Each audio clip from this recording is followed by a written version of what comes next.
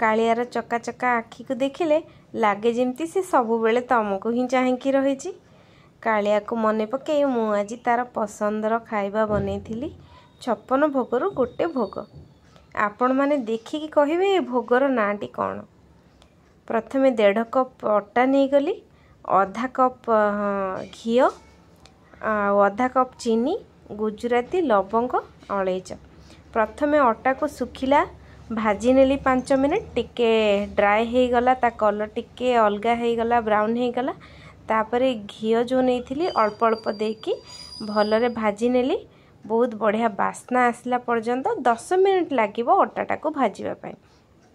अटा भल से आमर घी दे अल्प अल्प सीम रे पूरा भाजिया को पड़ो, नहेले अटा कंचा रही कला पड़ज। से सीम रे 10 मिनट भाजिला परे गुजराती लवंगर जो गुंड रखी सेटा आउ चीनी गैस रो फ्लेम बंद करके ताकू टिके आउ गोलेकी 10 मिनट ठंडा हवा पई छाड़ीदेली। 10 मिनट ठंडा हो गला परे उषुम उषुम जेमिति आपनका हाथ सही पारिबो सेमती छोट छोट गोल गोल बॉल बनईदेली। एटा आमर 56 भोगरु गोटे लड्डू। कहले देखी ए लड्डूर ना कौन। आउ महाप्रसाद जितेबाला आसे मते ये लड्डूटी स्पेशल बहुत बढ़िया लगे।